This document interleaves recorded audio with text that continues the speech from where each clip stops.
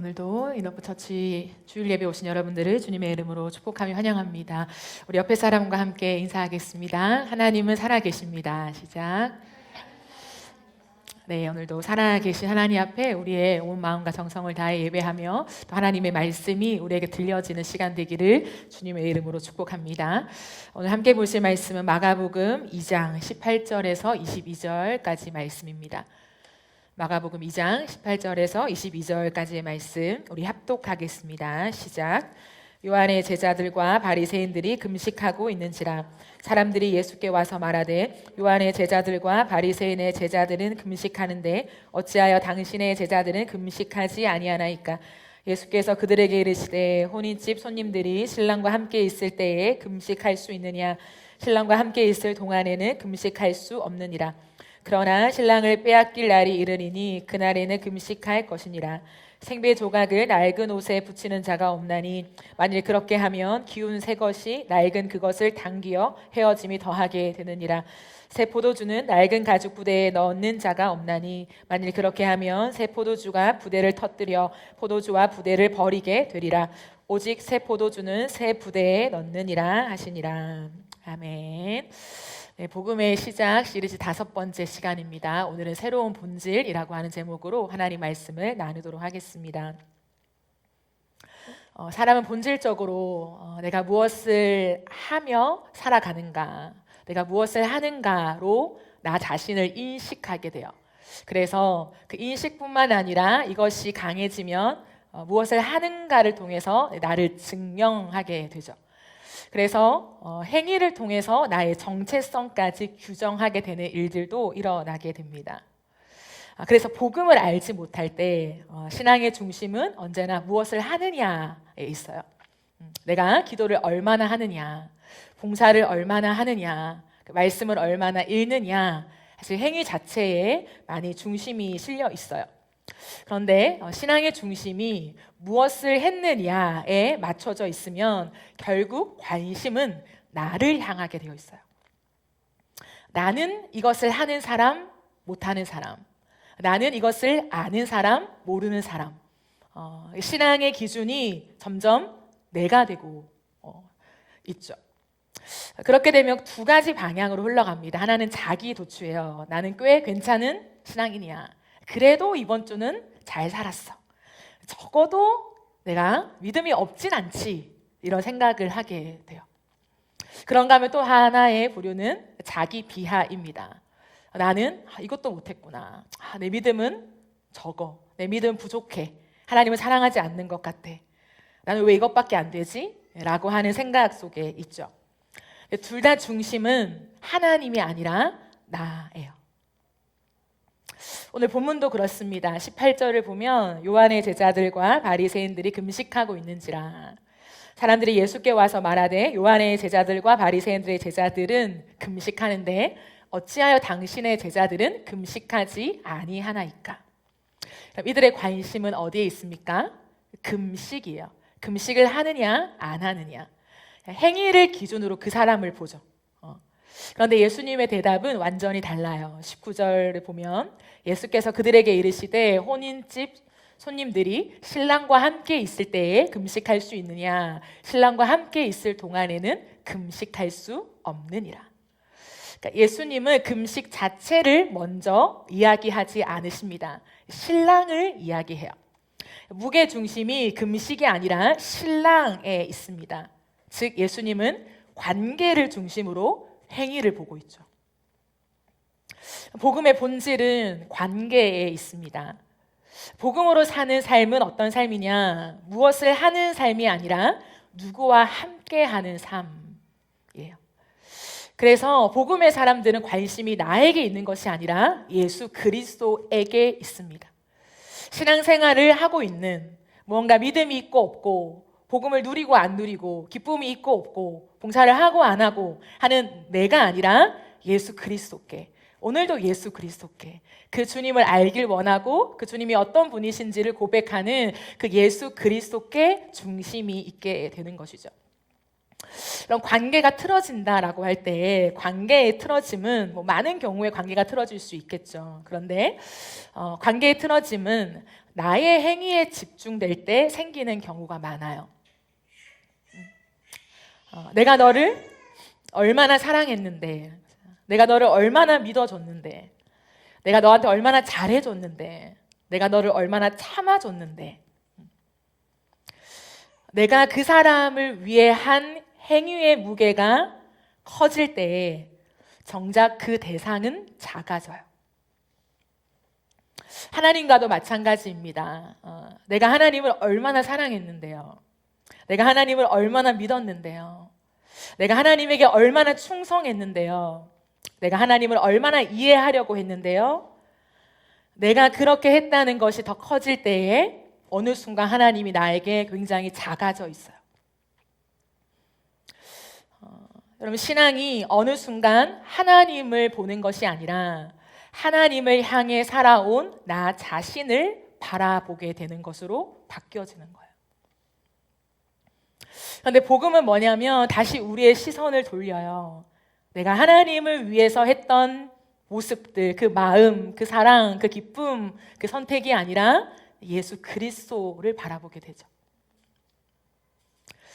예수님은 오늘 자신을 신랑이라고 표현하세요. 신랑. 성경 전체에서 예수님은 자신을 소개하실 때 신랑이라고 소개하기를 기뻐하고 예수를 따르는 사람들을 신부라고 소개하기를 기뻐하십니다. 이것은 꼭 예수님이 이 땅에 오신 신약에서만이 이야기가 아니라 구약에서도 하나님은 동일하게 주님과 우리의 관계를 신랑과 신부로 설명하세요. 이사야서 62장 5절 말씀을 보면 마치 청년이 처녀와 결혼함 같이 내 아들들이 너를 취하겠고 신랑이 신부를 기뻐함 같이 내 하나님이 너를 기뻐하시리라. 하나님과 우리의 관계를 이야기하면서 신부와 신랑의 관계로 이야기합니다. 예레미야 2장 2절을 보면 여호와께서 이와 같이 말씀하시기를 내가 너를 위하여 내 청년 때의 인애와 내 신혼 때의 사랑을 기억하노니 곧 씨 뿌리지 못하는 땅 그 광야에서 나를 따랐음이라. 이스라엘 백성들을 향해서 하나님이 가장 기억하시는 다시 그때를 회복했으면 좋겠다라고 하는 때를 언급하시면서 신혼 때의 사랑이다 라고 이야기합니다. 하나님과 백성들의 관계가 그냥 신과 피조물의 관계로 설정되는 것이 아니라 신랑과 신부의 관계라고 말씀하시죠. 마태복음 25장 1절 말씀을 보면 그때 천국은 마치 등을 들고 신랑을 맞으러 나간 열 처녀와 같다라고 말을 합니다. 천국을 말씀하실 때 천국이 어떤 물리적이거나 우리가 말하는 좋은 세상, 근심도 없고 슬픔도 없고 눈물도 없고 상처도 없는 금으로 가득 찬 기쁨만 있는 그런 어떤 공간과 상황을 이야기하는 것이 아니라 신랑과 신부가 함께 있는 곳, 그곳을 천국이라고 말씀하세요. 그래서 오늘도 우리가 천국을 바라며 나아갈 때 이 관계를 알지 못한다면, 그리고 이 관계의 기쁨을 누리지 못한다면 우리가 천국에 가서 되게 당황할 거예요. 내가 원했던 모습과 굉장히 다르네 라고요. 천국은 그 어떤 것이 아니라 신랑과 신부가 만나서 완전한 그 혼인잔치 안에서 서로를 즐거워하고 기뻐하는 그 시간, 그 자체를 천국이라고 예수님은 직접 우리에게 설명하시죠. 그러므로 예수님께서 이 땅에 오신 목적, 왜 창조주가 사람이 되셨을까? 왜 하필 구원에 하나님의 구원을 이루시는 하나님의 방식이 하나님이 사람이 되셔야 하는 걸까? 라고 했을 때 예수님은 이 땅에 사람들을 관리하러 오신 것이 아니라 사람들과 함께 살려고 오셨기 때문이죠. 단순히 망가진 이 땅을 다시금 관리해서 기경해서 새롭게 하고 무너진 것들을 좀 보수해서 다시 완전한 모습으로 가져오기 위함이 아니라 사람과 사람으로서 인격과 인격으로서 그 관계의 회복을 위해 왔음을 주님이 말씀하고 있는 거예요. 여러분, 사단은 이것을 너무 정확하게 압니다. 예수님이 왜 왔는지, 무엇 때문에 왔는지, 오셔서 어떤 일을 하셨는지를 너무나 잘 아는 존재예요. 사단이 모든 걸 알죠. 모든 걸 아는데 할 수 없는 것이 있습니다. 할 수 없는 것은 뭐냐면 하나님을 이길 수는 없어요. 하나님에 대해서, 하나님의 하신 일에 대해서 우리가 알지 못하는 것까지 사단은 다 알 수 있지만 사단은 결코 하나님을 이길 수는 없어요. 그래서 진짜를 이길 수 없을 때 나오는 게 모조품이죠. 진짜가 있어야 모조품인데 모조품이 왜 있습니까? 진짜를 못 이기니까 모조품이 생기는 거예요. 사단은 진짜인 하나님을 이길 수가 없습니다. 그래서 그가 하는 것은 뭐냐면 하나님을 흉내내는 거예요. 계속 모조품을 만들어내는 거예요. 그래서 하나님의 것들과 완전히 다른 모양을 선택하진 않습니다. 항상 하나님과 비슷하게 해요. 그럼 우리가 진짜 대단한 모조품을 보면 진짜랑 헷갈리잖아요. 다 속죠. 몇십만 원, 몇백만 원을 주고도 그것을 사요. 근데 이렇게 발전된 이 시대 속에서도 그 모조품이요, 사람들을 속이면서 몇백만 원, 몇천만 원까지 사람을 속이는 사기가 이 시대 가운데서도 많아요. 그죠? 흥행하죠. 하물며 사단이겠습니까? 그죠? 사단은 하나님을 흉내내는데 하나님의 것들을 너무 하나님과 비슷하게 가져간다는 거예요. 그게 항상 우리가 걸려 넘어지고 속는 포인트이죠. 그럼 하나님의 방식은 무엇이냐면 관계를 통해 사람을 세우는 것이에요. 명확해요. 하나님에게 가장 중요한 건 관계입니다. 왜요? 시작도 관계였죠. 아담과 하와를 왜 만드셨습니까? 관계를 하기 위해 만드셨어요. 하나님은 사람을 통해서 관계를 하면서 그 사람을 세워 나가신다는 거예요. 그러므로 사단의 방식은 무엇일까요? 관계를 통해 사람을 무너뜨리는 거예요. 관계라고 하는 건 똑같단 말이에요. 왜요? 하나님이 관계를 통해 일하시니까. 관계 그 자체이신 분이시니까. 그러니까 사단은 관계를 통해서 일하는데 결과가 다른 거죠. 하나님은 관계를 통해 사람을 세우고 사단은 관계를 통해 사람을 무너뜨려요.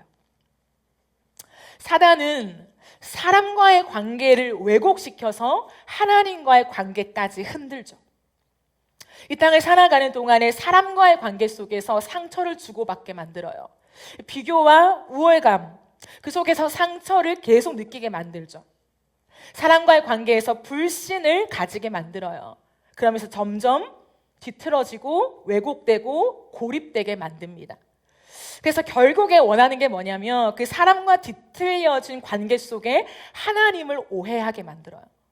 우리의 상황과 감정과 기분과 우리의 삶의 어떤 정황을 통하여서 내가 경험한 데이터가 있잖아요. 사람과의 관계 속에 경험한 데이터가 하나님에게 대입되면서 이런 상황이 왔네? 하나님도 나를 사랑하시지 않는 거야. 이런 감정을 내가 느끼네? 하나님의 기쁨이 나에게 지금 없는 거야. 우리는 과거에 내가 사람을 통해서 경험한 데이터를 하나님에게 너무 빠르게 적용이 되고 대입이 돼요. 그래서 그것 이꼴 하나님이 되면서 하나님과의 관계가 뒤틀어지고 왜곡되고 오해가 누적되게 만드는 거예요. 그래서 사람과의 관계만 무너진 게 아니라 사람과의 무너진 관계에 대한 경험을 통하여서 하나님과의 관계가 완전히 무너지게 만드는 거죠. 회복이 안 되게 계속해서 그 데이터와 그 인식과 경험을 사단이 우리에게 계속 주는 것입니다. 그러나 복음은 반대입니다. 복음은 반대로 역사하죠. 복음은 하나님과의 관계를 회복시켜서 사람과의 관계까지 회복시킵니다. 하나님과의 관계가 바르게 설정된 사람이요, 사람과의 관계가 완전히 깨어질 수는 없습니다. 그럼 보면 겉으로 신앙생활을 하는 사람들, 우리가 생각할 때 제가 앞서 말한 기도를 잘하고 헌금을 잘하고 줄 안 빠지고 이런 행위적인 신앙이 좋다라고 말할 때는 하나님과 1대1의 관계만 좋은 사람들이 있어요. 그 관계는 너무 좋아 보여요. 많은 것들을 깨닫고 느끼고 은사도 많고 기도도 많이 하고, 근데 사람과의 관계가 무너지죠.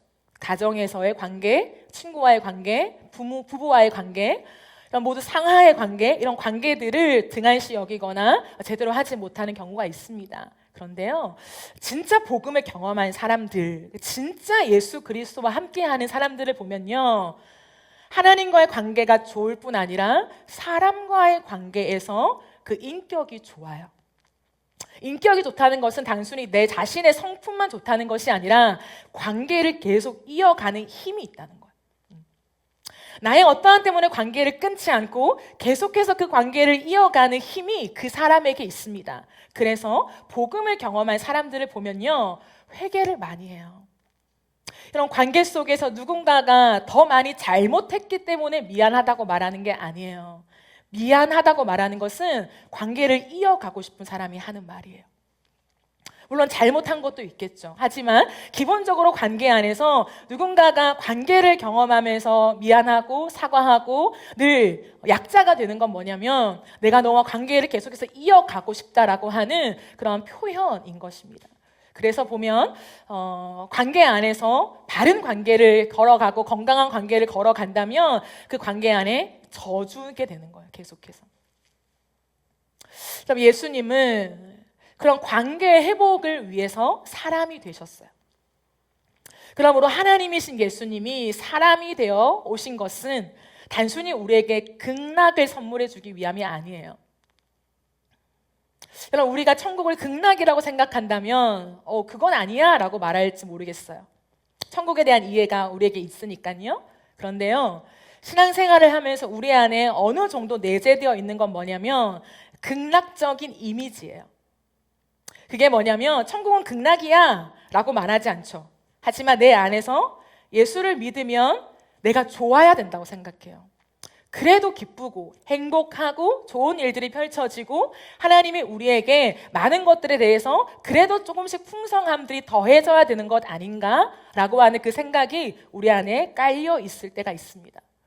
걱정도 좀 없고 근심도 없고 그래도 하나님 앞에서 평안을 누려가는 것, 그런 삶의 모습이 우리에게 있어야 하지 않아? 라는 생각을 하게 된다는 거죠.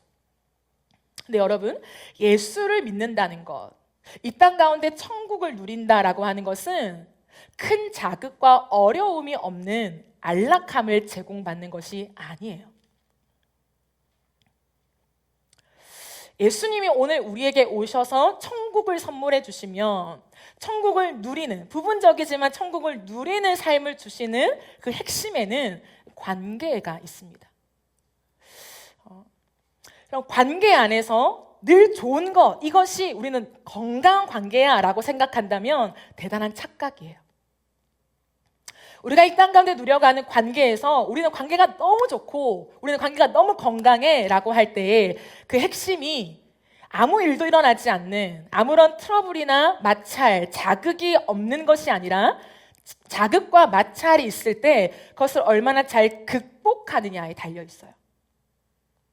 그럼 어린 아이들이요, 내가 아이를 너무 사랑해요. 이제 태어나서 막 흠도 없고 멍도 없고 너무 깨끗해요. 근데 이 아이가 평생 감기 한 번 안 걸렸으면 좋겠어. 그럼 그게 진짜 건강한 부모의 의식일까요? 아니죠. 감기가 걸렸을 때 감기를 극복하고 나을 수 있도록 도와주는 게 부모의 역할이라는 거예요. 그럼 이것이 관계적인 부분에서도 저는 동일하게 연결된다고 봐요. 아무런 마찰과 트러블과 자극이 없는 관계가 우리는 너무 사이가 좋아요가 아니라요, 때로는 서로 다르고 마찰과 부딪힘, 트러블, 서로 다른 것 때문에 계속해서 논쟁을 할 수도 있지만 그것을 같이 가져가는, 그 관계를 유지하며 더 관계를 풀어가는 그 힘을 가져가는 것, 이것이 관계가 건강하다라고 이야기하는 것입니다. 예수님은 이 땅에 관계를 위해 오셨다는 거예요. 극락을 주게 오신 게 아니에요. 우리가 흔히 말하는 병을 고쳐주시고 우리 안에 근심을 평안으로 바꿔주시고 우리 안에 문제를 해결해 주시는 그러한 해결사로 오신 것이 아니라 관계하시는 신랑과 신부로 오셨다는 것을 반드시 기억해야 합니다. 예수님께서는 그 온전한 관계 안에서 우리에게 관계 회복을 말씀하시고 본을 보여주시고 그 관계 회복을 직접 일으켜 주시는 분이에요. 그래서 예수님은 이 땅 가운데 사시면서 끝없이 관계의 부딪힘과 마찰과 자극을 겪으시지만 그 속에서도 관계적 틈을 허용하지 않는 사랑과 신뢰로 모든 삶을 걸어가십니다. 이것이 굉장한 놀라운 힘이에요. 우리는 관계를 원하죠. 이 세상을 살아가는 사람들이 관계를 원하지 않는 사람이 없어요. 상처를 받았기 때문에 때로는 난 관계 원하지 않아요. 저는 혼자가 편해요 라고 말할지 모르겠지만 상처에 대한 표현이죠. 어느 누구도 관계를 원하지 않는 사람은 없습니다. 왜냐하면 하나님이 사람을 관계적인 존재로 창조하셨기 때문이에요. 그 창조의 원리 속에서 사람은요, 관계를 피해 살아갈 수는 없습니다. 그냥 관계가 아니어도 괜찮은 삶을 살아가려고 부단히 애쓸 뿐이죠. 우리는 관계를 원하지만 사실 관계를 오래 견디지 못해요. 곰곰이 생각해보면 나와 계속 마찰이 있는 사람이 있다. 어떻게 해요? 노력하다가 도망가 버리죠. 떠나가 버려요. 퇴사를 해버리죠. 교회도 옮겨버려요. 그만큼 관계라고 하는 것에 대한 우리의 부담은 굉장히 크다라는 거예요. 실망이 누적되면 거리를 둡니다. 상처가 누적되면 마음을 닫아버려요. 내 기대와 점점 다른 것이 확인되어지면 관계를 접어버려요. 왜냐하면 사람은 관계보다 자기 보호가 훨씬 더 강하기 때문이에요. 이 사람과의 관계를 통해서 얻고 싶은 것보다 내가 나를 보호해야 하는 자기 본능이 본능적으로 훨씬 더 높은 그 존재가 사람이라는 거예요. 그런데 예수님은 달랐습니다. 예수님은 관계를 위해 오셨잖아요. 근데 예수님이 걸어가신 삶을 보면 배신할 걸 알면서도 제자들을 직접 부르세요. 어떤 수제자 한 명 세워놓고 너와 같이 비슷한 제자들을 세워봐 라고 했다가 보니까 어이구, 마음에 안 드는 제자들이 세워졌네가 아니라요, 예수님이 직접 모든 제자들을 다 세우셨어요. 그들이 예수님을 배신할 걸 알면서도 예수님을 세우셨어요. 부인할 걸 알면서도 베드로를 사랑하고 믿어주셨어요. 도망갈 걸 아시면서도 예수님은 끝까지 그들과 함께 걸어가셨습니다. 그리고 결국에는 십자가까지 가셨죠. 그러면 여러분, 십자가를 이해할 때 십자가가 단순히 내 죄를 씻는, 내 죄를 털어버리는 그런 대속의 의미만이 아니라 그 대속 안에는 무엇이 있냐면 관계적인 의미가 있습니다. 십자가의 길은 다른 말로 하면 관계의 길이에요. 예수님께서 이 땅에 그 십자가의 길로 걸어갈 때요, 예수님을 따랐던 수많은 사람들, 예수님이 기적을 행하고 좋은 말씀을 주시고 내 삶에 무언가 유익되게 만드는 놀라운 일들을 행하실 때 환호하고 따라왔던 사람들이 예수님이 점점 무능함이 발견되어지고 죽는 십자가의 길로 가는 것 같으니까 발뺌을 하죠. 그러면서 그들이 급기야 어디까지 가냐면 예수님을 부인하고 모욕하고 예수님을 정죄하는 것까지 가요. 로마 군인들이 예수님을 잡아 체포하고 예수님을 때리고 침뱉고 조롱하고 가시미 얼리관을 씌우고 급기야 예수님이 마지막 남은 걸친 옷들을 다 찢어 벗겨서 제비 뽑아 나누어 가지려고 했죠. 그럼 사람이 경험할 수 있는 그 최악이에요. 최악, 극치, 옷 벗김이잖아요. 예수님은 십자가 위에 올라가실 때 어떠한 천 하나도 걸치지 않으셨어요. 모든 것이 발가벗겨진 채로 십자가에 지셨단 말이에요. 네, 마지막에 예수님의 그 속옷을 찢어서 제비 뽑아 나누면서 깔깔거리고 웃는 그 성인이잖아요. 예수님이 30살이 넘으셨으니까. 그 성인의 나체를 보면서 깔깔거리고 웃고 비웃는 것을 당하시면서 예수님이 하신 말씀이 뭐였냐면, 아버지, 저들을 용서하세요. 저들이 지금 하는 것을 저들은 알지 못합니다. 이렇게 말해요. 무슨 말이냐면 예수님은 관계의 길을 걸어가셨어요. 이 땅에 우리는 아무리 내가 그 사람을 참아주고 내가 그 사람을 위해 걸어간다고 해도요, 그 끝에 나를 향한 조롱이 있으면, 내 수치가 드러나는 거면요, 그 관계 지속하기가 어렵습니다. 그게 부모라도 자식이어도 부부여도요, 힘들어요.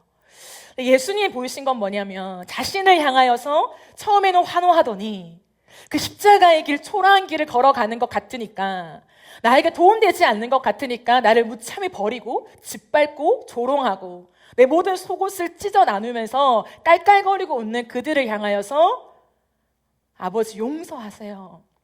저들이 무슨 짓을 하는지 지금 몰라서 저런 것입니다. 내가 누구인지 몰라서, 내가 왜 왔는지를 몰라서 저들이 저런 짓을 하는 것입니다. 용서하소서라고 말합니다. 그들을 향한 관계를 끝까지 가져가신 거예요. 뿐만 아니라 하나님과의 관계를 끝까지 가져가신 것입니다. 하나님과 예수 그리스도의 관계, 그 관계 속에 사람이셨잖아요. 100% 하나님이시지만 동시에 100% 사람이에요. 그렇다면 적어도 그 정도의 수치를 겪는다면 하나님을 향해서도 하나님 이건 너무한 거 아닙니까? 아무리 그래도 이런 제비 뽑는 것까지도 구약에 기록해 놓으셔서 내가 그 말씀을 이루려는 순종의 삶을 걸어가게 하신다는 게 말이 됩니까? 라고 하실 수 있어요. 그럼에도 불구하고 예수님은요, 아버지를 향한 오해가 없으십니다. 나체가 다 드러나고 모든 사람이 예수 그리스도를 보면서 그 발가벗겨진 몸을 보면서 깔깔거리고 웃을 때 네가 무슨 하나님의 아들이라고 그렇게 웃을 때도 예수님은요, 그 관계를 조금도 멀리하지 아니하시고 틈을 허용하지 않으셨어요. 그럼 그 극치가 십자가의 마지막 호흡이죠. 예수님이 마지막 십자가 위에서 어떤 걸 느끼셨습니까? 아버지와의 단절을 느꼈어요. 엘리 엘리 라마 사박다니, 나의 하나님 어찌하여 나를 버리십니까? 그럼 이것은 어떠한 신학도 어떠한 지식도 어떠한 데이터로도 설명할 수 없는 거예요. 하나님이신 그분 자체가 성삼위 하나님의 그 밀착된 완전히 본질이 똑같고 그 모든 본성이 다 똑같으신 하나님이 아버지와 아들의 관계가 멀어졌다라는 걸 상상을 할 수 없는 거예요. 이론으로 설명이 안 되는 거예요. 그런데도 그 십자가 위에서 예수님은요, 아버지와의 단절을 경험했다는 거예요. 그 거리의 멀어짐, 그 아버지의 부재, 그 하나님이 느껴지지 않음을 사람의 몸으로서 완전히 경험하신 거예요. 그러니까 절규가 터져 나오는 거죠. 엘리 엘리 라마 사박타니, 나의 하나님 어찌하여 나를 버리십니까? 그 절규가 튀어나오잖아요. 그럼에도 불구하고 그 절규 속에서도 아버지를 오해하지 않으세요.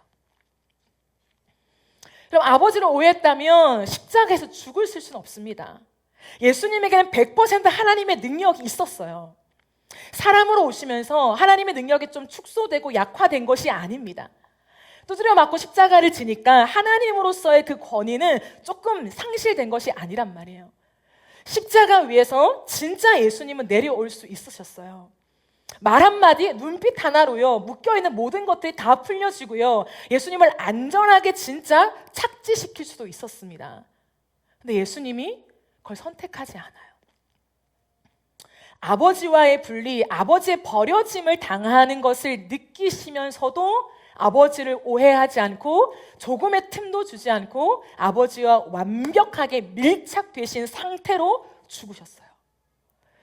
이것을 통하여 예수 그리스도께서 우리에게 이루시고 보이시는 게 뭐냐면 하나님과의 온전한 관계라는 거예요.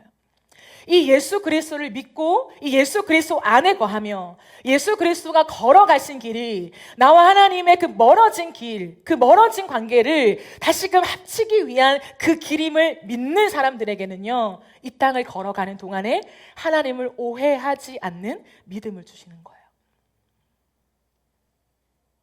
오늘 우리가 찬양했잖아요. 제가 이 찬양을 들으면서 뒤에서 엉엉 울었어요.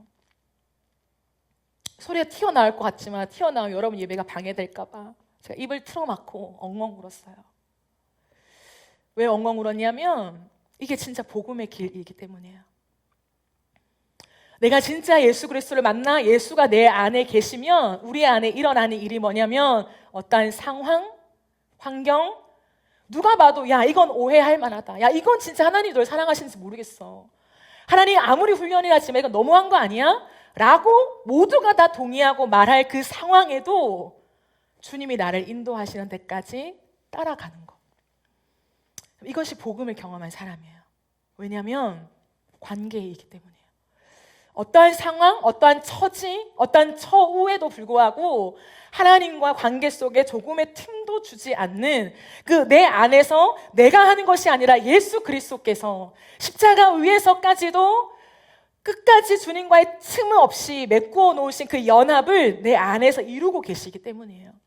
그 성령이 내 안에 계시기 때문에 하나님을 오해하기 위해 그 틈을 주고 그 틈이 더 멀어지고 넓어지기 위해서 사단은 계속 그 틈에 못을 치고 계속해서 그 틈에 다른 것들을 집어넣지만 성령은 그 틈이 있지 못하게 계속 메워 가시는 분이에요. 하나님이 어떤 분이신지, 나를 위해 어떤 일을 하셨는지, 지금도 이 어렵고 힘들고 내가 이해되지 않을 상황 속에서도 주님이 어떻게 나와 함께 하시는지를 끝없이 변호하시며 끝없이 우리에게 설명하시고 그 길을 걸어가시는 분이시기 때문에 그 성령과 예수 그리스도의 영이 우리 안에 함께 있는 사람은요, 하나님을 오해하지 않는 거예요. 그래서 여러분, 십자가는 단순히 죄 용서의 사건만이 아니라 내가 너와의 관계를 포기하지 않겠다라고 하는 예수님의 선언이에요. 어떤 일이 있어도, 어떠한 해가 나에게 가해져도, 어떠한 수치와 모욕이 있어도 난 너와의 관계를 절대 포기하지 않을 거야. 끝까지 포기하지 않을 거야 라고 하는 그 선언이 십자가 위에서 이루신 선언입니다. 그래서 우리가 하나님을 떠나도 예수 그리스도는 우리를 떠나지 않으세요. 우리가 등을 돌려도 예수님은 또다시 우리를 향해 걸어오세요. 예수 그리스도께서 길이 되어주시는 거예요. 우리의 신앙의 어떠한 행위로 하나님께 가는 길을 만드는 것이 아니라 이미 예수 그리스도께서 유일한 길이 되셨습니다. 이것이 복음이에요. 그래서 복음은 내가 하나님을 얼마나 사랑하는가를 증명하는 길이 아니라 하나님이 나를 얼마나 사랑하셨는가를 확증해 주시는 사건입니다. 그게 로마서 5장 8절에 나와 있죠. 우리가 아직 죄인 되었을 때에 그리스도께서 우리를 위하여 죽으심으로 하나님께서 우리에 대한 자기의 사랑을 확증하셨다. 우리가 여전히 죄인 되어서 하나님을 향해 끝없이 오해하고 우리에게 좋은 거 주시지 않는 분, 우리 사랑하시지 않는 분, 우리에게 큰 도움이 안 되시는 분, 오히려 나를 고행의 길, 힘든 길, 내가 죽는 것 같은 그 길로 이끄시는 것 같은 그런 많은 오해에도 불구하고 그게 죄인의 특징이죠. 하나님을 향한 오해를 가진 채 살아가는 존재. 그럼에도 불구하고 우리를 위해 죽으심으로 하나님이 우리와의 관계를 끝까지 회복하길 원하시는 그 주의 사랑을 확증하신 자리라는 거예요. 그래서 예수님은 요한복음 15장에서 이렇게 말씀하십니다. 나는 포도나무요, 너희는 가지다. 여기서 중요한 것은 열매보다도 붙어 있음이죠. 붙어 있어야 너희가 열매를 많이 맺는다라고 요한복음 15장에서 말씀하시면서 예수님이 결코 우리에게 열매를 맺으라라고 말씀하시는 것이 아니라 예수님께 붙어 있으라라고 말해요. 이 붙어 있음은 헬라어로 보면 붙어 있다라는 뜻은 없어요. 안에 있다 이런 거, 완전한 소속을 의미합니다. 단순히 이게 붙었다라고 하는 접착의 의미가 아니라 안에 완전히 거하다라고 하는 소속과 연합의 의미를 담아내고 있는 단어입니다.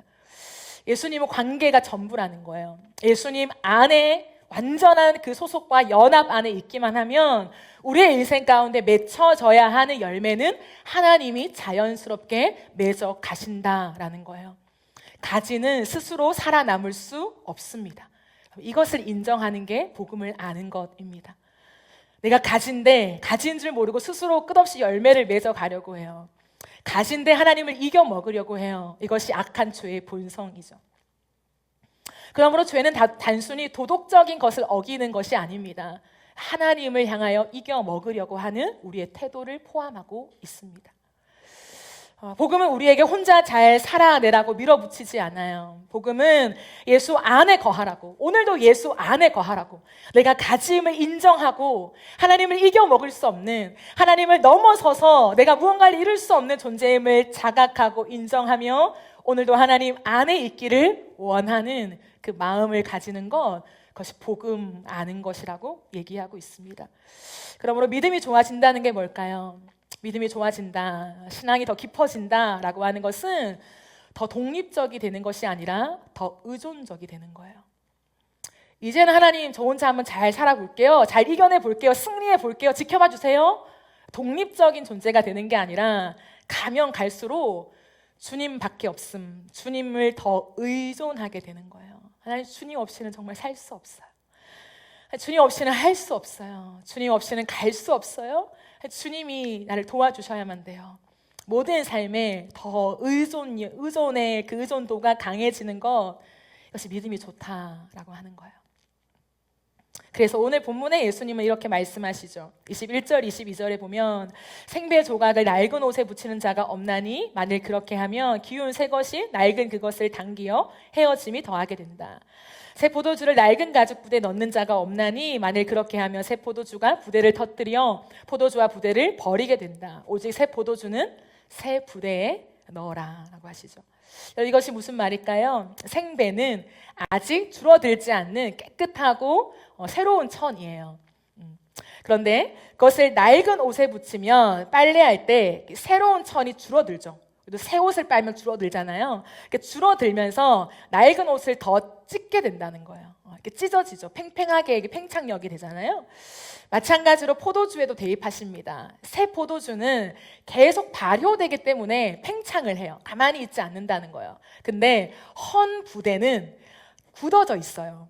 그래서 그 굳어 있는 딱딱한 규격 속에 새 포도주를 넣으면 그 포도즙을 담는 부대가 터져버린다는 거예요. 그러니까 늘어나는 그러한 부대에, 새로운 부대에 새 포도주를 넣어야 그 새 포도주가 넣는 것대로 같이 팽창하면서 이게 유지된다라는 말씀을 하세요.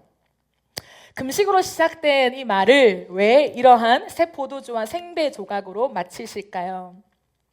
이것이 단순히 예수님이 새 것이 좋다라고 얘기하는 게 아니에요. 옛 것을 다 버리고 새 것을 취해라고 얘기하는 것이 아닙니다.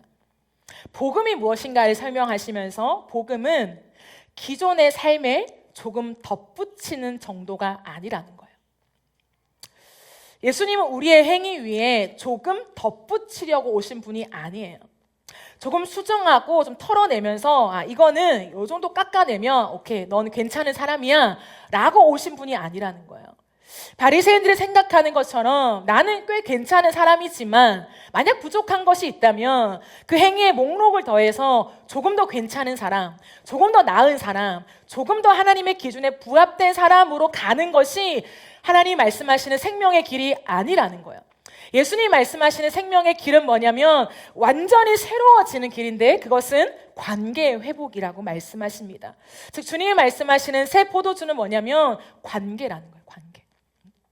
살아있는 생명의 관계, 예수 그리스도 안에서 흘러나오는 친밀함의 관계, 그 관계를 우리가 누릴 수 있어야 한다는 거예요. 그래서 우리가 예수 안에 속할 때 예수님이 주시는 그 온전한 관계 안에서 그것을 누리는 사람이 된다라는 걸 말씀하십니다. 전통과 규율과 규칙과 시스템과 체계 속에 담겨 있었던 유대인들, 그래서 그 어떤 것이 와도 자신의 기존 틀 안에 그 모든 것을 해석하며 자기화하려고 했던 그 모든 것들을 깨뜨리시면서 그것이 아니라는 거예요. 너희는 이제 새로운 피조물이 되었고 새 것이 되었으니까 예수 그리스도 안에서 다시 새롭게 태어나 그 안에 거하는 새로운 관계를 형성해야 할 때에만 복음을 아는 것이다 라고 얘기해요. 그래서 고린도후서 5장 17절에서도 이 복음을 경험한 바울이, 그 유대인 중에 유대인이었던 바울이 굉장히 놀라운 말을 선포합니다. 그런즉 누구든지 그리스도 안에 있으면 새로운 피조물이라. 이전 것은 지나갔으니 보라 새 것이 되었도다. 이 말이 우리에게는 큰 감흥이 없는지도 모르겠습니다. 유대인들에게는요 모든 걸 뒤집는 말이었어요. 왜요? 유대인들의 사상에 자신들의 모든 정체성과 근간을 형성하는 게 뭐냐면 나 아브라함의 자손이야 이거예요. 그들의 뿌리는 어디에 있었냐면 아브라함의 자손에 있었어요. 오늘날 따지면 나 그래도 모태신앙이야, 나 그래도 우리 부모님이 교회 다니셔, 그 뿌리는 무시할 수 없어 라고 하는 것에 그래도 적어도 신앙이 부족하진 하지만 신앙이 없는 건 아니야 라는 안정감을 누리는 그것. 근데 바울이 복음을 경험한 다음에 뭐라고 하냐면 그의 평생에 붙잡았던 우리 아브라함의 자손이야. 그래도 우리는 그 하나님의 바운더리 안에 있었어. 그래도 복음을 잘 알지 못하지만 그래도 하나님을 향한 지식 어느 정도는 알고 있어 라고 했던 모든 것을 다 배설물로 버려요. 그냥 조금 수정하고 이건 좀 아니었어, 이건 좀 더 너무 간 거였어 라고 보완하는 정도가 아니라 자신의 인생을 형성해 왔던, 자신의 정체성을 규정해 왔던, 자신의 삶을 증명해 주었던 모든 것을 배설물로 싹 다 버려요. 그리고 뭐라고 하냐면 나는 다시 태어났다. 나는 아브라함의 자손으로서 조금 다듬어진 정도가 아니라 나는 완전히 죽고 다시 태어났다. 나는 예수 그리스도로 다시 태어났다. 누구든지 그리스도 예수 안에 있으면 우리는 다시 태어나는 존재다. 새로운 피조물이 되었다. 이전의 모든 것, 우리의 옛것, 전통, 우리가 생각했던 내 정체성을 규정했던 모든 뿌리는 이제 다 지나갔다. 나는 예수 그리스도 안에 있고 그 안에서 새로운 관계를 형성하며 살아간다. 그 모든 힘이 그리스도 안에 있음을 선언하는 굉장히 놀라운 표현입니다. 오늘 우리가 다시 한번 우리의 삶을 돌아볼 때 우리의 안정감을 어디에 두고 있는지를 돌아봅시다. 우리가 해왔던 모태신앙의 시간들, 그런 행위들, 하나님과 만났던 시간, 어떤 우리가 했던 하나님을 향한 고백들 너무나 중요하죠. 그러나 그것이 우리의 믿음의 안정감이 될 수는 없어요. 오늘도 그리스도 안에 거할 때, 예수 그리스도 안에 그 뿌리를 둔 사람만이 그리스도의 길로 행하며 관계적인 길로 갈 수 있습니다. 그래서 이 관계를 아는 사람들은요, 오늘도 예수님을 원하게 되죠. 여러분, 진짜 바른 관계는 뭐예요? 그냥 그 사람을 원하는 거예요. 그 사람과 무엇을 하는지, 얼마나 잘하는지, 얼마나 대단한 걸 이루는지 보다 그냥 그 사람과 있는 거. 때로는 실수해도 실패해도 우리의 인생 가운데 어떠한 좋은 것들이 막 세워지지 않아도 그냥 이 사람이라면 다시 꿈을 꾸고 기대하고 그것을 원하게 되고 같이 가게 되는, 이것이 진짜 관계잖아요. 오늘도 예수 그리스도 안에서 그 주님과 관계를 맺는 사람들의 특징은 뭐냐면 그 주님을 원하는 마음이 차올라요. 계속해서 새롭게 차오르면서 주의 길을 함께 걸어갈 수 있게 되는 것입니다. 바울도 감옥에서 무너지지 않은 비결, 다윗도 광야에서 무너지지 않았었던 이유, 제자들도 핍박 속에서 무너지지 않았던 그 모든 이유, 공통된 이유가 뭐냐면 주님과 관계예요. 주님이 나와 함께 하신다는 그 한 가지 이유, 그 한 가지 이유로요, 그들은 모든 것을 이겨냅니다. 그런 사람이 복음을 경험한 사람이에요. 오늘 저와 여러분의 인생 가운데 그 주님과의 관계가 회복되어지길 원하고, 그로 인하여서 사람과의 관계도 회복되어지길 원합니다. 버리고 싶고 포기하고 싶고 등 돌리고 싶고 끊어내면, 손절하면 편하죠. 너도 나도 편하죠. 그것을 부추기는 세상 속에 있습니다. 하지만 복음의 사람은요, 관계를 끝까지 포기하지 않아요. 내가 보기에 형편이 없는 부모여도, 내 인생에 돈 하나 보태줄 수 없는 무능한 부모 같아도 그 부모를 버리지 않아요. 존재만으로 내가 기댈 수 있는, 내가 보살펴주고 싶은 존재로 끝까지 가는 거예요. 내 옆에 있는 사람들, 이게 부부가 됐든 친구가 됐든 교회 동료가 됐든 마음에 안 드는 사람들 많죠. 나와 안 맞는 사람들 많죠. 그렇다고 교회를 휙휙 옮기고, 그렇다고 사람을 바꾸고, 그런 세상 속에서 우리가 묻어 있지 말고 관계를 끝까지 가져가는 거에 뭔가 그걸 복음 안에 배워가면 좋을 것 같아요. 그래서 제가 요즘에 트렌드를 보면서 너무 빨리 이렇게 연애를 이 사람 좋아했다가 바꾸고 그런 걸 안 좋아하고 제가 그렇게 말하는 이유가 여기에 있습니다. 너무 빠른 시대죠. 이혼도 너무 많고요. 이혼하는 것을 제가 뭐라고 하는 게 아니라 관계를 끝까지 가져가는 힘이 부족하다는 거예요. 그리스도인들 안에서도. 그래서 안 맞고 해도 안 맞으면 찢어지자, 너와 나를 위해서 헤어지자가 너무 쉽게 와버린 시대. 연애를 해도 너무 빠르죠. 그런 시대를 좀 고민해봤으면 좋겠어요. 정말 내가 복음을 살고 있는가? 그 복음은 관계거든요. 그 관계를 고민해보면서 여러분 안에, 여러분의 기준 속에 부합되지 않는 관계를 너무 빨리 정리하거나 마음 닫지 말고 복음 안에서 끝없이 나를 참아주시고 그 십자가 위에서 자신의 모든 것을 쏟아내시며 절규하신 예수의 그 음성을 다시 한번 들어보시면서 그 틈을 허용하지 않으셨던 예수의 사랑과 그 복음의 능력이 저와 여러분 안에 담겨지기를 축복합니다. 그래서 다시 한번 덮어주고, 다시 한번 또 인내해주고, 또 참고, 같이 가는 그런 공동체로서 이 땅에 좀 불을 밝히는 그 관계적 회복이 있는 그런 땅이 되었으면 좋겠습니다. 부모가 자녀를 버리고, 부모가 자녀를 때리고, 지나가는 사람을 칼로 찔러서 죽이고, 너무나 이제는 일상이 되어버린 이 시대 가운데, 그리고 그 중심에 20대, 30대, 40대가 있다는 것에 누가 올 수 있을까? 누가 애통하는 마음을 가질 수 있을까? 누가 정죄로 끝나는 것이 아니라 하나님 앞에 절규하며 주님 이 땅에 하나님 나라를 세우소서, 하나님 다시 복음이 복음되게 해주셔서 그 복음을 아는 그리스도인들이 이 땅에 무너진 관계를 회복하길 원합니다. 끝까지 참아주고 견뎌주는 그 관계 회복을 향하여 우리를 사용하소서. 이렇게 고백하시겠습니까? 저와 여러분의 고백되어지기를 예수님의 이름으로 축복합니다. 우리 이 시간 함께 찬양하며 또 기도하는 시간 가지겠습니다.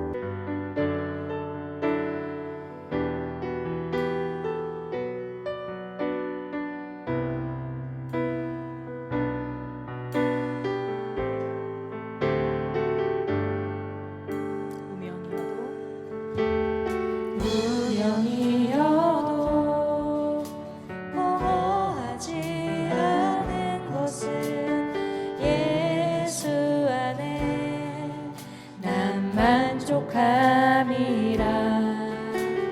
가난하여도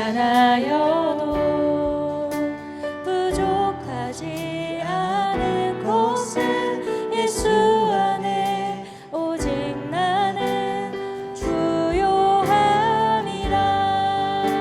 고난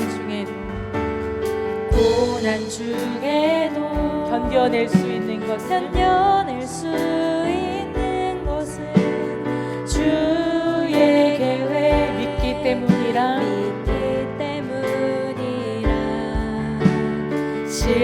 실패하여도 일어설 수 있는 것은 예수 안에 오직 나는 승리함이라. 난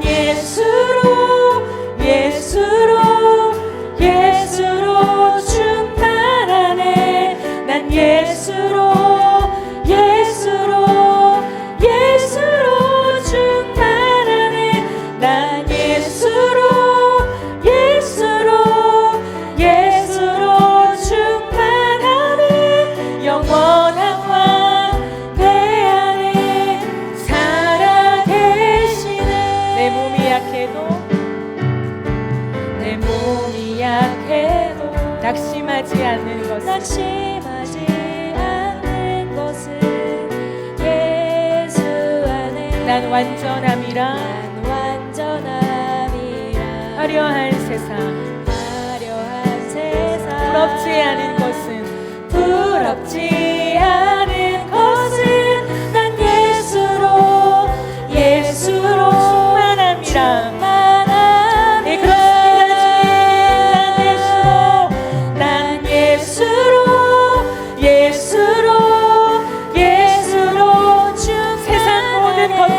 세상 모든 것들도 부럽지 않네. 난 예수로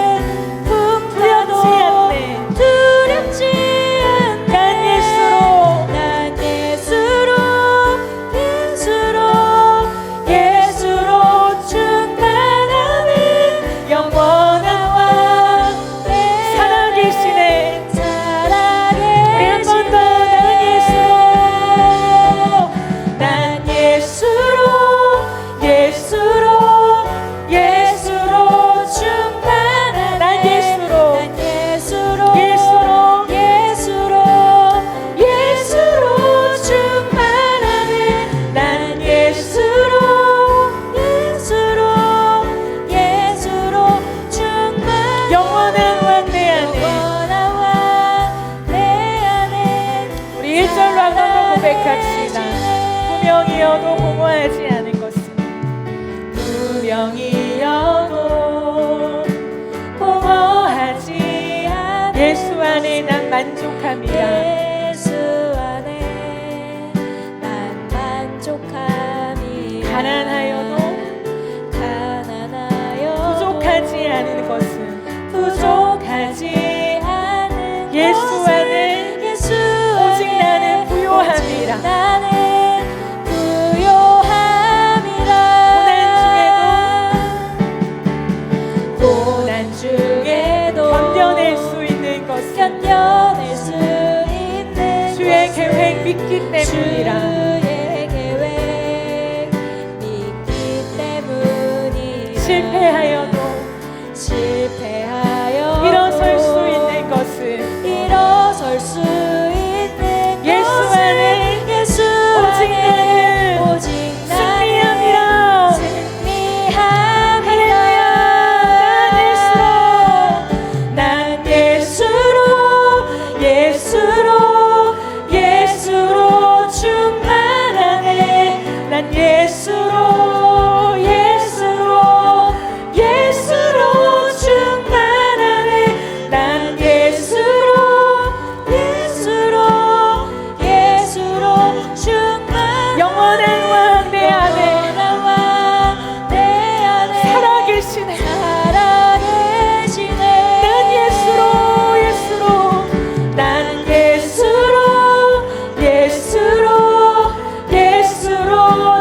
세상 모든 것들도 세상 모든 것들도 부럽지 않네. 부럽지 않네. 아멘. 난 예수로 충만하네. 영원한 왕 내 안에 살아계시네. 난 예수로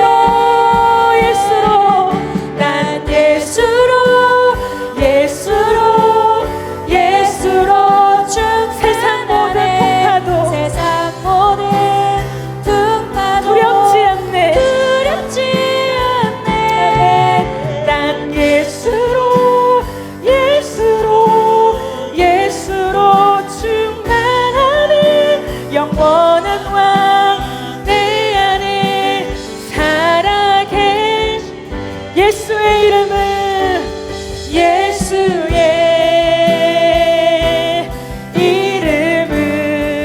세상의 소망이요. 세상의 소망이요. 예수의 이름은 천국의 기쁨일세. 예수의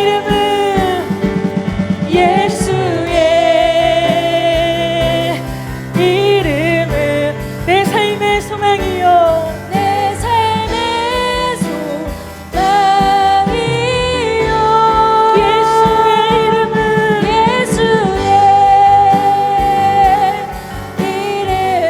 내 삶의 기쁨일세.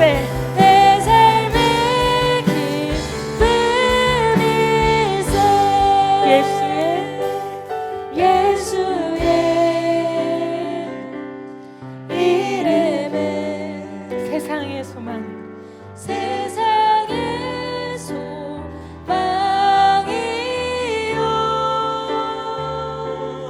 예수의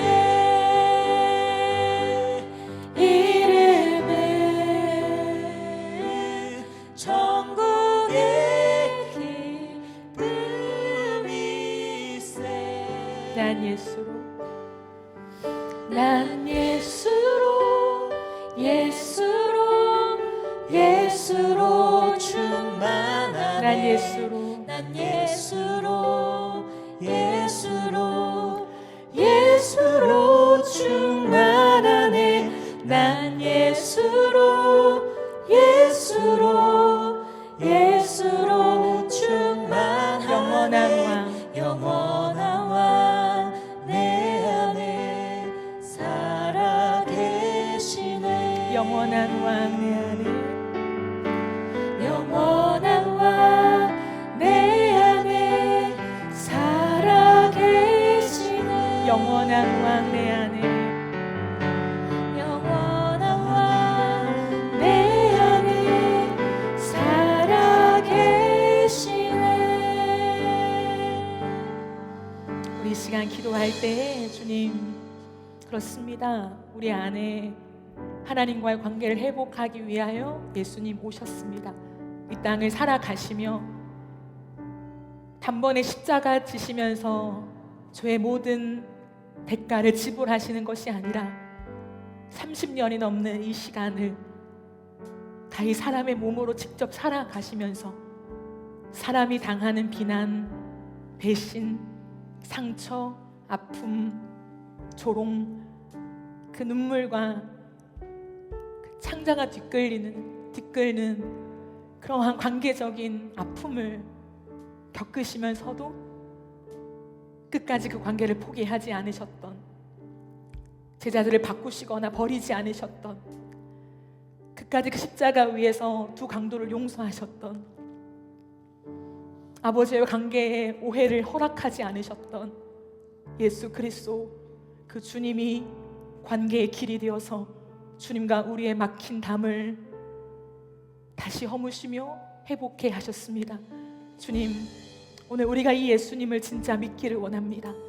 우리 안에 나의 어떠한 것으로 하나님과의 관계가 세워질 수 없음을 인정하며 끝없이 우리의 것들로 하나님을 오해하고 하나님을 밀어내며 우리에게 좋은 것 주실 때 하나님을 환대했던 나 중심적인 관계를 끝내고 예수 그리스도 주님만이 하나님과 나와의 길이 되십니다. 관계 회복이 되십니다. 내 안에 살아계신 예수님, 내가 주님을 믿습니다. 주님을 의존하는 삶으로 걸어가게 하시고 나의 어떠함이 아니라 주님을 향한 오해함이 있을 때마다 내 안에 계신 성령께 도움을 요청하며 하나님, 나를 도우소서. 이 환경과 상황과 감정과 기분 때문에 하나님을 오해하지 아니하도록 주여 내 안에 이 틈을 메우시고 믿음으로 메우시고 하나님의 선하신 성품으로 메우시고 하나님, 그래서 다시 한번 주님과의 사랑의 연합을 이룰 수 있는 우리의 길 될 수 있도록 역사하여 주옵소서. 우리의 모든 관계를 예수 그리스도께 맡기며 우리 합심하여 함께 기도하며 나아가겠습니다. 예수님, 하나님, 오늘 다시 한번 우리가 주님 바라봅니다. 이 땅 가운데 관계 회복을 위하여 오신 주님, 그 예수 그리스도께서 이 땅에 오셔서 하나님과 우리의 막힌 담을 허시고 하나님 관계에 끼어진 것들을 회복시키시는 예수님, 그 어떤 오해함과 그 어떤 상황에도 주님의 마음을 내어주지 아니하시고 끝까지 하나님을 신뢰하고 사람을 믿어주시며 그 관계의 길을 이어가신 예수 그리스도의 모습을 배워갑니다. 오늘 음식과 행위에 집중되어 있던 유대인들에게 하나님과의 관계, 신랑과 신부의 관계, 무언가를 하고 안 하고 옳고 그른 그 어떤 기준이 아니라 신랑과 신부의 관계, 함께 지어져가는 관계, 함께 세워가는 관계, 함께 나누어가는 관계, 그 관계를 말씀하신 주님, 그렇게 주님 우리를 포기하지 않으십니다. 아버지, 그 관계 안에서 우리가 다시 한번 주님을 만나게 하시고 예수 그리스도 안에서 우리의 관계가 회복되어질 수 있도록 인도하여 주옵소서. 하나님, 그 안에서 우리를 얼마나 사랑하시는지 예수 그리스도가 우리의 관계의 길이 되심을 믿게 하시고 경험하게 하시며 그 길로 갈 수 있도록 도와주옵소서. 주님 감사합니다. 우리 안에 모든 막힌 길을 여신 주님을 바라봅니다. 예 주님, 예 주님, 예 주님,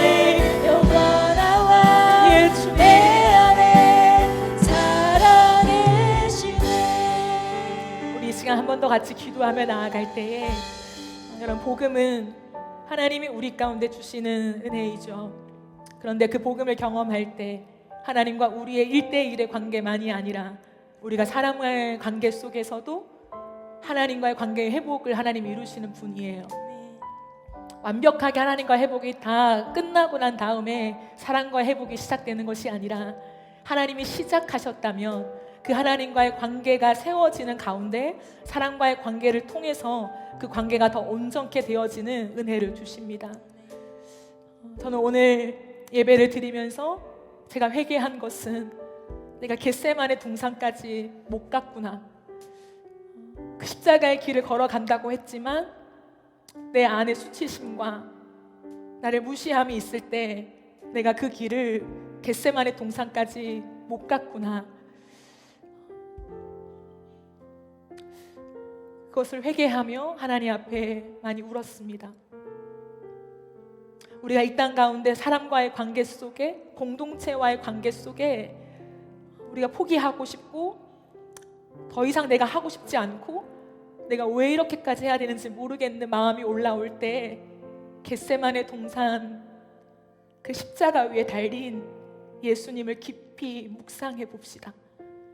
어떤 상황에도 우리와의 관계를 포기하지 않으셨던 예수님. 우리가 어떠한 경우를 당해도 발가벗김을 당하진 않잖아요. 어떠한 경우를 당해도 가시면류관 쓰진 않잖아요. 우리의 속옷이 제비 뽑아지진 않잖아요.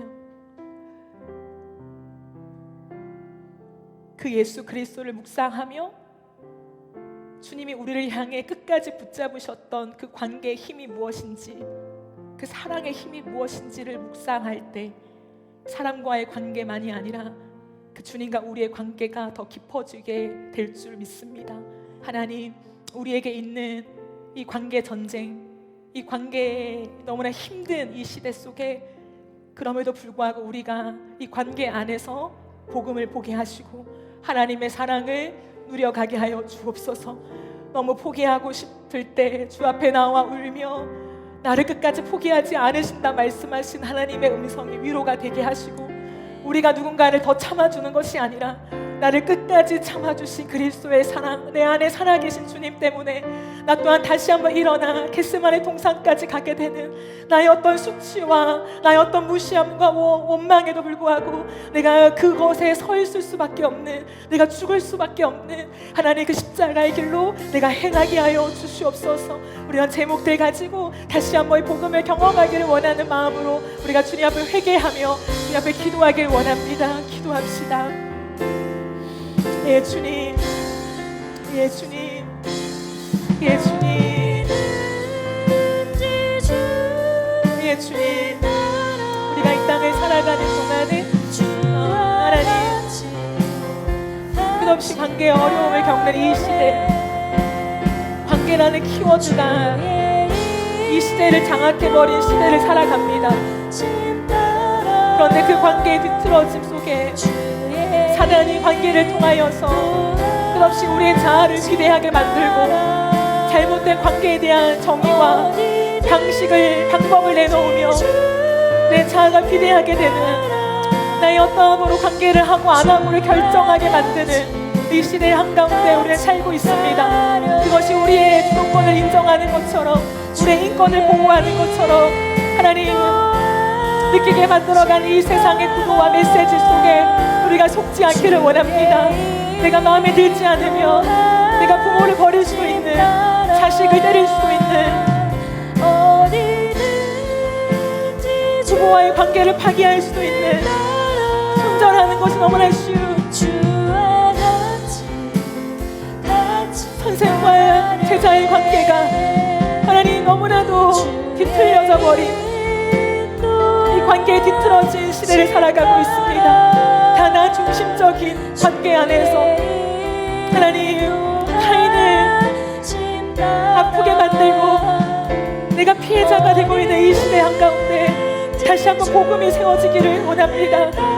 내가 겟세마네 동산까지 가는, 내가 그 수치와 초롱에도 불구하고 그 관계를 하나님 끝내지 않는, 그 관계를 이어가는 그 그리스도의 사랑에까지 접붙임 받아여지는 그것이 무엇인지를 배워가기를 원합니다. 나의 어떠함 때문에 공동체를 바꾸고 너무나 쉽게 하나님 우리가 그것을 이동하는 이 시대의 문화 속에 정말 그것이 문화인가, 그 안에 하나님의 원리가 있는가, 복음이 복음되고 있는가, 우리가 다시 한번 정직하게 돌아보며 그 복음의 관계성 위에 서게 하여 주시고 관계를 깊이 고민하되 우리의 지식이 아니라 우리의 살아가는 그리스도와 함께 살아가는 삶 속에서 하나님 그 복음을 세워가는 우리 모두가 되게 하여 주옵소서. 우리의 기준 속에 하나님 우리가 관계를 쉬이 접지 않게 하시고 그 끝없이 사랑하고 용납하는 그 십자가의 길을 따라 우리가 끝까지 내가 죽어지는 데까지 가게 하여 주옵소서. 그러나 그 죽어짐 속에 하나님 반드시 생명을 주실 것입니다. 반드시 우리를 회복하게 하실 것입니다. 그 하나님의 원리가 우리의 삶에 대입되고 적용되어지고 누려지는 귀한 삶이 될 수 있도록 하나님 역사하여 주시옵소서. 주님, 우리의 모든 마음들을 다시 한번 새롭게 하여 주셔서 예수 그리스도 그 주님으로 충만케 되어지는 은혜가 있게 하여 주옵소서. 예, 주님.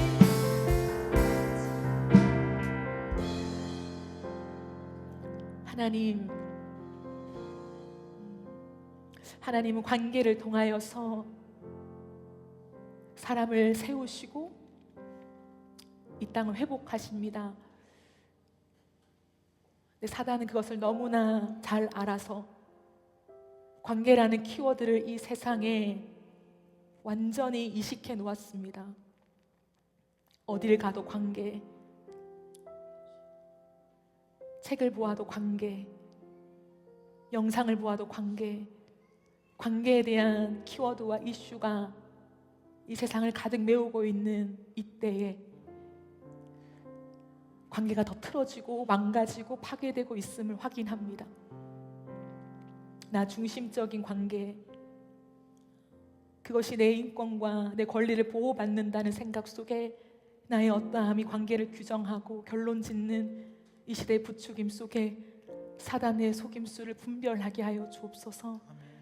예수 그리스도 주님이 오셔서 곧바로 십자가를 지시며 끝날 일이었는데 30년이 넘는 세월을 사랑으로 사시며 그 어떤 배신과 주를 향한 돌아섬에도 그 관계를 포기하지 않으시며 그 모두를 위하여 십자가 위에 죽으신 예수님, 그 십자가의 길이 관계의 길임을 깊이 묵상하게 하시고 예수 그리스도 안에서 진짜 관계 회복을 누리는, 그리고 그 관계 회복을 세워가는 우리 모두가 되게 하여 주옵소서. 부모와 자녀와의 관계, 부부와의 관계, 동료와의 관계, 스승과 제자와의 관계, 그 어느 관계가 정상적이지 않은 이 세상 속에서 사람이 사람을 죽이는 것이 이유가 없어지는 이 세상 속에서 그리스도인으로서 깊은 고민을 하게 하시고 가슴을 찢는 애통함이 있게 하시며 하나님 앞에서 우리 또한 나의 어떠함이 아니라 그리스도 안에서 주님 주시는 그 관계를 끌고 가는 힘으로써 타인을 끌어안으며 끝까지 그 관계를 이어갈 줄 아는 사랑의 힘이 우리 가운데 있게 하여 주옵소서. 나로 충만해지지 않게 도와주시고 예수로 충만해지기를 원합니다.